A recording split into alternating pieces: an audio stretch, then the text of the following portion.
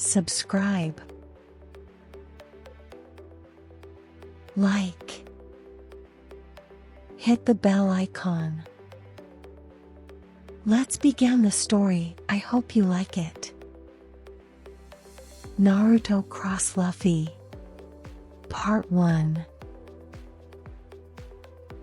Steel clashing against steel, and hard flesh striking flesh. This was the sound anyone would have heard if they were to get close enough without being torn apart into pieces from the shockwaves that reverberated across the valley. The cacophony emanated across the vast landscape like fierce thunder strikes roaring across the sky, as loud and ear-shattering as the constant roars of lightning itself. Around the large, shattered statue, which was obviously just a shadow of its former glory and surrounded by roaring waters and blazing flames, was a place that could only be described as a desolated wasteland as ash poured down furiously as if it has a deep grudge on the earth below. This was the Valley of the End, the legendary landscape upon whose foundations the fate of their world was written again and again. Located close to the border of the Land of Fire and the Land of Sound, it was a mighty landscape where legends had carved their tale that later dictated the course of history itself. This was a place that had witnessed the infamous feud between Hashirama and Madara, a location that had marked the beginning and the end of the tale of a young boy who had walked upon the path of vengeance and his friend who had chased him through that arduous road till the very end through sheer grit and determination alone. Upon the two broken statues that signified the symbol of comradeship between two titans, there stood two young men. Their eyes resolute and their lips twisted into small frowns that could barely be perceived even if one were to look for it. Clang! A shockwave once again tore the earth apart as the water that surrounded them, so quick that the speed of their movements transcended human imagination as the two men instantly crossed the vast space separating them and met their opponents in the middle of the valley. Their weapons clashed and firmly locked amongst themselves, as both combatants held their places, never letting each other overpower the other. A medium-sized crater was forcefully created beneath their feet as the air they were floating upon trembled, releasing a shockwave that parted the lake beneath them and tore apart its underwater surface due to the sheer strength and force behind their blows.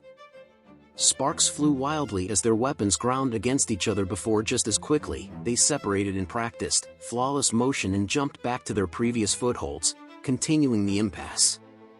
The three combatants faced each other, fury and irritation apparent on each of their faces. TCH. Grunted one of the two. The young man in question had a furious scowl on etched his usually calm and unemotional features. With his smooth spiky raven black hair which seemed to defy gravity and long bangs that framed his unblemished face and concealed his left eye, he possessed features that could be considered extremely handsome which were only accentuated by his pale, smooth skin which had numerous scratches on it, seemingly just received from the battle currently unfolding. The left sleeve of his shirt fluttered wildly in the cold wind, and upon closer inspection, it easily could be noted that it was not housing an arm from the elbow down and his remaining hand clutched his majestic sword, the sword of Kusanagi, in the reverse grip. Ready to block or parry should the enemy strike. Yet, his most striking feature was neither his mesmerizing face nor was it his disturbingly loose sleeve, pointedly fluttering due to the lack of an arm. If asked, one could only answer that the most mesmerizing aspect of this boy was none other than that sharp, unyielding eye that glowed with an ethereal red which resembled haunting blood and seemed to peer into your very soul. This was Sasuke Uchiha, the brother of Itachi Uchiha of the Sharingan by blood and of the future 7th Hokage, Naruto Uzumaki by bond. A veteran of the 4th Shinobi World War and ultimately an important piece who played a crucial role in defeating the goddess Kaguya. The wielder of the legendary Jujutsu, the exalted Rinnegan, which oddly enough was not yet activated, and the infamous Manjikyu Sharingan that glowed a bloody red. I barely have enough chakra to keep the Sharingan activated, let alone the Rinnegan. It seems that our opponents are strong, much more than I initially thought. The ninja muttered to the man beside him in frustration. Yeah, they are a troublesome bunch. Even though these are not the worst odds we have faced, dealing with them would be far from easy. Naruto Uzumaki, the future 7th Hokage and perhaps Sasuke's only friend, replied. Troublesome? Sasuke muttered, shaking his head. Perhaps you should spend less time with that Nara. After mastering his purple dojutsu and embarking upon a long quest to investigate the true origins of the Otsutsuki, Sasuke had been repeatedly using his Rinnegan's Yamatsu Hirasaka for the last 2 days, and that had almost stripped off most of his chakra and rendered his admittedly impressive chakra pool almost empty. Sasuke wordlessly cursed his luck, or lack thereof, as he thought he would be able to rest for the time being and hopefully gather enough chakra to conjure a portal straight back home after a few days of respite. But alas, his abysmal luck was so bad that his pursuer, which he never knew he had, spotted the place where he was resting and instantly attacked him like a rabid dog as soon as he had laid his eyes upon him. Which led to his current predicament. I need at least a minute of rest to activate the Rinnegan, he concluded with certainty. He clutched his aching left eye and closed it in hopes of speeding up the Rinnegan's cooldown process. He looked ahead to see the lone figure of his enemy calmly standing there as if assessing every move in action.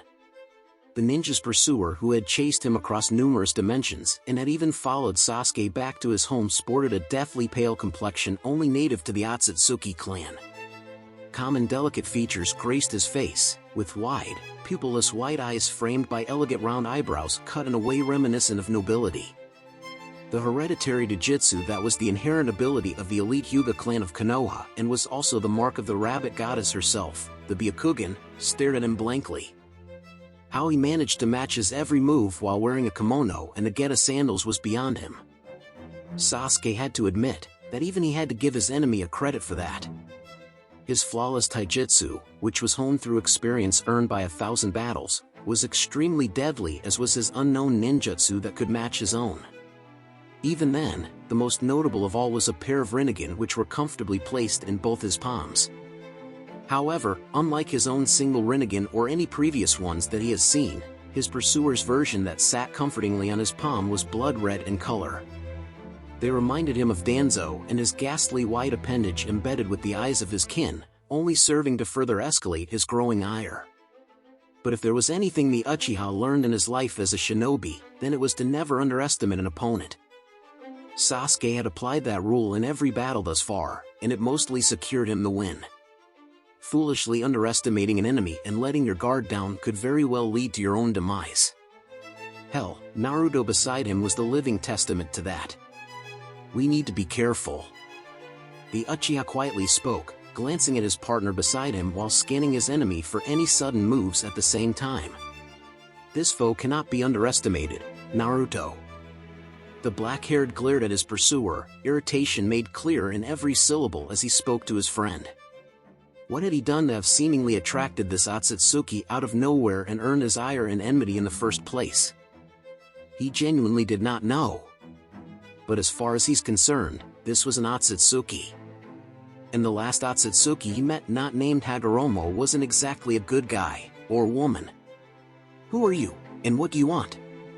Naruto asked from his side, who stayed true to his nature and chose diplomacy as his first option before all else, and loath as he might, Sasuke honestly could not find it within himself to blame his only friend for it. "Why are you here?" The white-haired enigma silently tilted his head, only eager on continuing the staring contest between the two and never breaking his calm and collected persona, as if contemplating whether or not he should answer the human's question. He resembled a proud emperor looking down upon slaves not worth his attention. The Uchiha clicked his tongue at his arrogance and could only wait for him to answer, all the while taking advantage of the momentary pause for chakra recovery. Suddenly, the white-haired being who had pursued him back to his home world smirked. This somehow made Sasuke uneasy, not because the smirk did not at all suit his delicate features, which it didn't, but because he had seen that same smirk from his previous adversaries, namely Madara and Kagaya. It also served to warn the ninja that things will not go swimmingly for him from here on out, and that was never a good sign. Then he spoke, his voice cold and his words even colder. A dead human should not ask questions. He started with a surprisingly deep voice in contrast to his soft facial features. But for lasting this long against me, I shall give you the honor of knowing my name. The Otsutsuki paused, before continuing arrogantly with the same cold emotionless mask still plastered on his fragile-looking face. My name is Momoshiki Otsutsuki. Remember it, intruder. Before Sasuke can even think of anything, the now-known Momoshiki spoke again. As for what I want, your intrusion into our seedbeds is intolerable, a punishment is in order. Surrender now and your death shall be swift and painless. I shall even graciously reward you for your courage, human, by letting me turn you in this world of yours into a chakra fruit to be consumed by me. In that sense, you will continue to live on as part of my divine self and your abilities shall rest in my glorious possession. Mamashiki? The name oddly felt familiar to the former Avenger. Maybe he had read it in one of those stone tablets that he had unraveled in one of Kagaya's dimensions. He was snapped from his musings when he saw Mamashiki get into a ready position, probably to attack him once more. He heard Naruto curse beside him and promptly raised his weapon for the clash that was about to happen. It happened quickly and suddenly, just as Sasuke knew it would happen. Almost instantly, in a fraction of the hundredth of a single second, in an unparalleled feat of speed that Sasuke had only ever seen before in men who could walk amongst gods and not be found wanting, Mamashiki crossed the distance that separated them, appearing in front of them in a blur of speed that his Sharingan could barely keep track of. Another shockwave shook the earth below them, as Sasuke instantly blocked the palm and felt his bones creak in protest as his veins threatened to burst under the pressure. The gentle fist, or at least a variation of it. Sasuke thought, deducing as such from the fact that the simple palm strike from Mamashiki had directly bypassed the durability of his skin. Mamashiki was not deterred when he saw his attack being blocked so effortlessly and spun around in a circle in an attempt to kick Sasuke, who leaned backward to dodge his attack. He could not be blamed for targeting Sasuke first, for he was made well acquainted with his power when he had chased after him and would obviously view him as a greater threat than Naruto, who had just arrived. But in hindsight, he should have focused more on the blonde beside him. Yes, he probably should have. Yanton, Rasengan. But even when taken by surprise from the side by an opponent he had completely disregarded, Mamashiki, in a feat of reactive instinct that even managed to take Sasuke by surprise, managed to raise his other arm to summon forth an unknown jutsu that created a spear of darkness meant to cut through the blazing sphere of magma before it could touch his stomach. Then the sphere of scorching death reached his spear. Mamashiki immediately gritted her teeth as the sphere created by the opponent he had casually disregarded before actually began to push him back and, much to his horror, seemingly disintegrate whatever part of his attack that the Rasengan touched. The spiraling ball of chakra that spun around in circles that spelled death was not just created for show, it was grinding through his attack. Constant friction and boundless heat were carving through the strength of the attack down until it was weakened enough to break through. With the threat of Sasuke holding him in his place, Mamashiki had no choice but to hold his location, and though the constant grinding had been destroying the spear he had conjured, nevertheless his attack was bound to weaken the sphere as well and create an opportunity for him to capitalize on the opening that would create. As he feared, the spear of darkness soon broke against the power of the Rasengan. But his hopes were dashed without mercy as he soon found that the tiny sphere was not any weaker by the time it reached him. The attack was self-perpetuating? Damn it. Mamashiki could do nothing but curse silently, and when it hit his stomach, it felt like someone had placed a grinder on it. The agonizing grinding and the ruthless turning of the waves of the blazing hot chakra were scorching and tearing through his very skin. But finally, the compressed energy exploded and sent him flying backward at speeds that broke the sound barrier many times over. It spoke significantly of the potency of the attack when that Mamashiki was grateful that the explosion had happened, for at this point he would have done anything to get away from that horrible sensation. But then again, all that happened because he was caught off guard. But now he knew. Sasuke cursed silently, his sharp eyes which perceived the world in perfect detail told him that Mamashiki would not be taken by surprise after this. But then again, this change was irrelevant to the greater battle. None of the opponents they had fought had ever had the nerve to take them lightly, Kagaya perhaps, but even she had been forced to acknowledge their strength. Tajukage Bunshin no Jutsu. One turned into 1,000, as Naruto, staying true to his unpredictable nature, refused to not let go of the opening his initial attack had created and immediately capitalized on it. 5 seconds to go, thought the Uchiha impatiently, as he carefully counted the remaining time that was hindering the ninja from using his supreme jujutsu, waiting for it to be available once more. He gathered had enough chakra to use Rinnegan now, but its ocular abilities were not fully charged yet. and then the sky itself was filled with orange as all 1,000 copies of Naruto jumped straight towards the Otsutsuki, who barely even had the time to widen his eyes with as much strength as they could, glowing with warmth and sunshine as they all simultaneously enshrouded themselves in a cloak of heavy golden chakra created from the power that Hagoromo had blessed them with. To the Momoshiki in the sky, who had not yet recovered from the devastating strike of the Rasengan, the puny human who suddenly revealed unexpected strength that had quite literally blown him away had jumped straight towards her with speeds that vastly surpassed his own. But the distance between them and his own considerable speed gave them more than enough time to react. The dojutsu that sat upon his palms glowed with a sinister light, and countless swords of light that radiated power and might that far surpassed the strength of a Kage were created in the air above him. Momoshiki raised his pale hand and paused for a moment even as Naruto's cerulean eyes widened, and then he simply brought down his outstretched hand as if slashing the air apart with an invisible dagger. The spears of light were launched at Naruto and his barrage of 1,000 clones, who in response to this, simply smirked in response and began an elegant dance of death as his form blurred, leaving trails of shimmering gold, after images even the Byakugan could not dispel. It was like a perfect dance, how each move flowed seamlessly to the next even as spears of light formed in the air by their thousands, hurled forward by unseen hands, and crashed against each other. Though it was like watching a whirlwind, there was no chaos, no disorder. Every move had a purpose, every action a goal, not a single motion was wasted. The Otsutsuki only watched as 2 of the copies went behind the original and then flung him towards him even as another orb of power took form in his hands, and before the original reached him, the other clone once again threw its final brother towards him with all of its strength before dispersing itself with a loud pop. Was he trying to use the clone as a distraction? Momoshiki refused to fall for it. He elegantly dodged and removed himself out of the way of the clone thrown as a projectile faster than any bullet could hope to be, and then refocused his efforts on the incoming original. He formed another spear of darkness that sucked in all light from its surroundings and charged the incoming blonde with his spear raised. One Rasengan met the might of the spear of darkness in a clash that temporarily pushed back both his opponents and released a shockwave that once again devastated the surroundings around them. Momoshiki dodged the powerful arm that attempted to grab him and flew upwards, smirking as he reveled in the knowledge that he now held the upper hand. Mortals had no right to stand in the heavens alongside the true gods. Astoundingly strong though he may be, but in the end, even with all his power, his opponent was just a human who was naught but helpless when suspended in the sky without any foothold with which he could maneuver freely. Bijou Rasengan. He then spat out blood as he felt something smash into his back with tremendous force. The clone. The clone was not the distraction. The blonde had used himself as a distraction.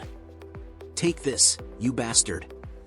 Naruto grinned as he saw his clone smash the dense orb of power into the back of the Otsutsuki, who let out a soundless scream laced with untold agony and boundless rage as he felt his divine flesh begin to give way as the attack once again ground its way through his perfect body. Then the explosion happened. Momoshiki felt the force of the scorching explosion that burned his back, sending him flying towards the ground at speeds that no Kage could ever hope to match. His gravity, which he once thought of as an ally, so suddenly turned against him. But his eyes widened once again, and he could do naught but curse and rage as he found a raven-haired man whose menacing eyes glowed red in the darkness waiting for him. Sasuke coldly raised his single hand without an expression on his face, and the very air around him hummed as raw power reverberated through it. It began with a single blue spark that instantly engulfed his hand in an aura formed of the heavenly tribulation of lightning which shrieked with the chirpings of 1,000 birds. But Momoshiki was not so weak that a single attack, no matter how strong, would render him helpless and rob him of his common sense. Before he could enter the range of the Avenger, the Otsutsuki spread his arms and gracefully used them to balance himself as he began flying back towards the sky. But even the heavens refused him shelter, as Naruto, who had begun his descent from the sky above as that damned orb of power once again spun into shape atop his palm. Momoshiki growled, not even finding the time to voice his frustrations before he was forced to move yet again. He could have avoided one of them but not the other. So instead he intercepted them. It was one of the most remarkable examples of taijutsu Sasuke had ever seen. He spun in place, counterclockwise, allowing the Naruto and his Rasengan to fly through where his left shoulder would have been as he turned before he used his momentum to reach out with his other hand in an attempt to strike at the exposed side of the blonde with an open palm that glowed ominously with chakra. Unfortunately for him, Sasuke had already predicted all this with his Sharingan that could divine the future. The golden form of Naruto switched place with him at the very last second, just as the lethal attack of Momoshiki was about to land on him. Wah! Sasuke was prepared to block the palm strike of the Otsutsuki from the very beginning, unlike his friend Naruto, whose previous position and speed did not allow him the use of such maneuvers. Chidori! Rasengan! Both the attacks struck Momoshiki at once, one from Sasuke, who elegantly weaved out of the way, just twisting his body in a circle to allow the attack to harmlessly pass through empty air, and the other from Naruto, whose accumulated momentum was transferred into his bandaged arm. "Do not underestimate us, you geezer!" Naruto shouted, even as another shockwave tore through the heavens themselves, while the pungent smell of charred flesh was mixed with the toxic scent of ozone. But Sasuke was not done yet. Numerous kunai popped into existence near his hands with a single twitch of his finger, accompanied by a trivial trickle of chakra through the seal on the back of his hand, and with ease that could only be attained through decades of practice, he kicked a simple pebble and then, with a single movement of his wrist, launched the kunai in his hands through the air at speeds that shattered the sound barrier and broke human comprehension. Momoshiki was too far away from the trajectory of his attacks, and the speed at which he was sent flying was so fast that no kunai could have ever hoped to catch up to him. But much to his growing frustration, he was once again taken by surprise and left dumbfounded by mere humans, as his position was instantly and ruthlessly switched with that of the pebble which Sasuke had kicked, and he was suddenly displaced and placed right before the kunai, which were enshrouded in chakra and were coming right at him in speeds that broke the barrier of sound many times over. "Curse you, mortals! You humans will rue this day!" Momoshiki spoke, his voice cold as he elegantly dodged the sharp kunai with the grace that only came with the ease of movement created through years of practice. Mere knives, no matter how fast, would never be able to even graze him. But then, he suddenly found it much harder to move his body. He looked down in surprise to find several small wires, astoundingly sharp and created from absurdly tough steel, wrapped around his person, connected to those knives he had just dodged. He growled in rage as he found that an exalted being like him had been tricked once more by the wily humans who had been fighting against him. Sasuke's fingers twitched slightly, and the steel wires, which aside from a small flash were invisible even to his Sharingan, tightened around Momoshiki, digging deep into his pale flesh and drawing a thin trickle of blood. "I would recommend surrendering while you have the chance. Our simple grievances can be settled through peaceful diplomacy, and we are prepared to overlook your acts of aggression if you calm yourself before the situation can escalate any further." Sasuke spoke, genuinely hoping that the Otsutsuki would stop. Momoshiki, for his part, just bared his teeth at the demands of these puny mortals who by all rights should have been thanking his venerable self by prostrating before him for even acknowledging to such an extent that he addressed them directly. He just could not understand these humans before him at all. These mortals used the most unorthodox and strange ways of fighting he had ever seen throughout his entire life. All of the supernatural beings he had met and fought throughout his long lifetime used different ways of fighting which could typically be categorized into recognizable types. To overthrow an opponent, one had to either use greater power, use greater speed, or have better technique. That was how many would defeat one another. But these humans fit into none of those categories. It simply was not done. Sasuke, seeing that his opponent was not replying, simply sighed in regret. If possible, even he would have preferred to use diplomacy just as Naruto had initially wanted. Once again, his sparks burst into life around his hand as his dark chakra surged, and the scent of ozone spread through the air as the sky above darkened and the pressure upon his shoulders increased 100-fold as the air itself grew heavy with power. If anything, I regret that what could have been settled through words came to this. Sasuke sighed once again, and the heavens above roared in fury. Kirin! Then the world itself was engulfed by white. The entire valley was devastated by the time the blank spots in his perfect vision faded away.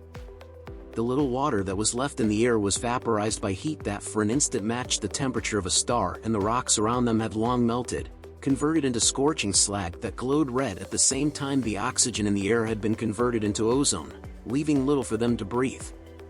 Kirin had once been his ultimate move, meant to end the most significant fight of his life as his greatest trump card. It was the accumulation of his efforts and pains that he had undertaken for the sake of his revenge, and as his powers had increased with time, its maximum potency had also followed suit alongside. If one were to compare the Kirin he had used against Itachi with the Kirin he had used just now, then it would not surprise him even if the second one was revealed to be 1,000 times stronger. A radiant golden glow flashed across the corner of his eye and Sasuke felt the corner of his lips curling into a warm but rare smile as he relaxed momentarily. "Is it finally over, Sasuke?" Naruto asked, coming to a stop beside him as his golden cloak faded away. "Bravo! Indeed, this went beyond what I had expected from mortals." A cold voice drawled, sending chills across their spines as their eyes widened. Truly an unprecedented surprise. It was their turn to be surprised, and instinctively they both took a step backward, subconsciously bracing themselves by assuming their natural stances and fortifying their position. But then again, you humans cannot be called completely human either. Momoshiki smirked, his pale eyes flashing as he wiped a smudge of dirt from his pristine clothes. The impure chakra of mortals cannot hurt an Otsutsuki unless it is mixed with divine chakra itself. This is a law that has never been challenged, for we gods stand beyond the reach of mortals. No, with that golden form of yours and that Rinnegan, it would be more appropriate to consider you two impure members of the exalted Otsutsuki race rather than pure mortals. What do you mean, you geezer? Naruto asked from beside him, his voice eyes widening for a moment. Super Sage Gamps sure gave us his divine chakra, but the fact that we remain humans cannot be challenged. I refuse to accept otherwise. Do not listen to this drivel, Naruto. Sasuke frowned, and the crimson glow of his eyes turned even deeper, knowing that the words of his opponent had caught the interest of his blonde friend. You cannot trick us with your words. Momoshiki elegantly raised his pale arm, and the pair of Rinnegan that sat upon his palm glowed malevolently with power. The air grew dense with chakra as untold pressure bore down upon them, and gravity increased tenfold as it pushed them downwards. I must admit, at this very moment, you both are strong, stronger than even I could have ever imagined. Momoshiki admitted, perhaps that indeed was my gravest mistake. But from this moment onwards, I shall cast aside my arrogance and fight you both not as lesser humans but as fellow gods of the Otsutsuki Clan. He closed his eyes, before opening them again with resolute determination in his eyes. Prepare yourselves.